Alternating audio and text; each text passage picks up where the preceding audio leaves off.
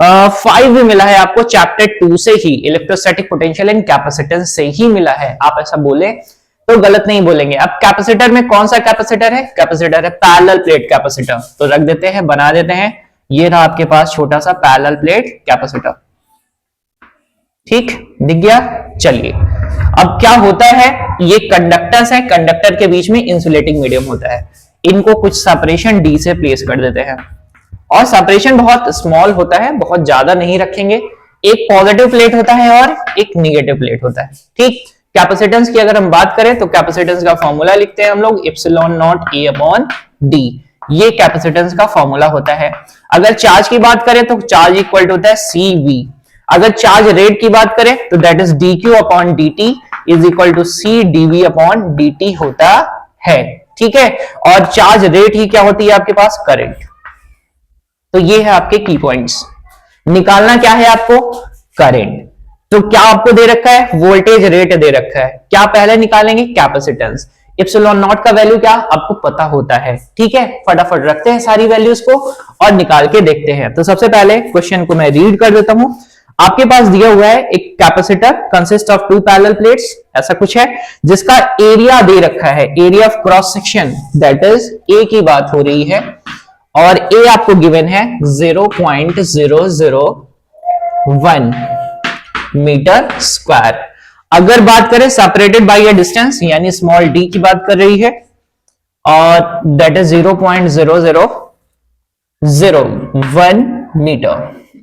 ठीक है, फिर आपको बोला जा रहा है कि वोल्टेज वेरी हो रहा है, और वेरी हो रहा है, वोल्टेज रेट दे रखा है यानी डीवी अपॉन डी टी दे रखा है, और वो दे रखा है आपके पास that is 10 power 8 volt per second.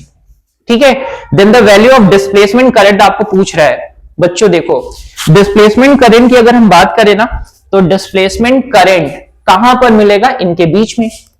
आपको अच्छे से पता है कि अगर मैं इनको कंडक्टिंग वायर से कनेक्ट कर दूं, इनके क्रॉस कोई सेल या बैटरी भी प्लेस कर दूं, लेट करो कि मैंने एक सेल लगा दिया है। ठीक है, तो कैपेसिटर प्लेट क्या होगा? पहले चार्ज होता है, फिर क्या करता है? करंट सप्लाई करता है। बीच में क्या है? Insulating medium. अब आपको यहां पर डिसकंटिन्यूटी मिलती है, क्योंकि किरचॉफ साहब ने ये बोला कि भाई करंट कहीं भी जा रहा है ना, तो जितना करंट जा रहा है वो आगे की तरफ ही तो जाएगा। कौन सा? किरचॉफ का करंट लॉ। वो वैलिडेट नहीं हो रहा था, डिसकंटिन्यूटी मिल रही थी। ठीक है, एक डिसकंटिन्यूटी और भी मिलती है, that is ampere circular law की। बीच में कोई करंट ही नहीं है, लेकिन फिर भी इस रीजन ऑफ स्पेस में कोई अट्रैक्शन या रिपल्शन फोर्स काम कर रहा है। ठीक है, इस डिसकंटिन्यूटी के लिए यहां पर कुछ होना चाहिए ना, तो यहां पर एज्यूम कर लेते हैं कि यहां पर कुछ ना कुछ करंट होगा, और ये करंट कंडक्शन करंट के बराबर होगा। तो कंडक्शन करंट अगर हमको मिल जाएगा कि तार में कितना करंट फ्लो हो रहा है, तो हम बीच में डिस्प्लेसमेंट करंट को बता पाएंगे। बस सिंपल सा लॉजिक है। ठीक, तो कंडक्शन करंट कैसे मिलेगा? ये यहां पर हमको करंट रेट से मिलेगा। बच्चों के सवाल बहुत होते हैं, कभी कभी बच्चे मेरे से सवाल करते हैं, सर ये बताइए इनके पास जितना चार्ज होगा उतना ही चार्ज इनके पास होगा, तो इनके क्रॉस पोटेंशियल कैसे होगा?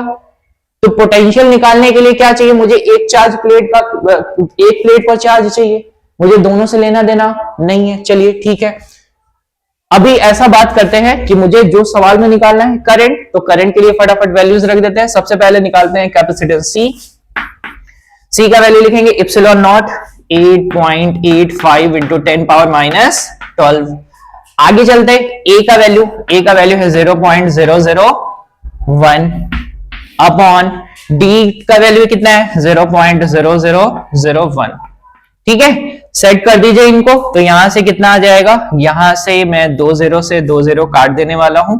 यहां पर ऊपर क्या हो जाएगा? 10 का मल्टीप्लीकेशन, यानी ये हो जाएगा C is equal to 8.85 into 10 power minus 11 farad. ठीक, अब क्या करते हैं? मुझे ये चाहिए करंट, तो करंट निकालने के लिए फॉर्मूला यूज करते हैं I। मुझे C का वैल्यू पता चल चुका है 8.85 into 10 power minus 11 into voltage rate दे रखा है 10 पावर 8, तो बचेगा कितना? I बराबर मेरे पास आ जाएगा 8.85 into 10 power minus 3 ampere, that is your current. ठीक है, तो की point is that is parallel plate capacitor, capacitance का फॉर्मूला आना चाहिए। चार्ज के बारे में आपको जानकारी होनी चाहिए, आपको करेंट चार्ज रेट के बारे में भी जानकारी होनी चाहिए। ठीक, ये था आपका क्वेश्चन नंबर 5। अब चर्चा करते हैं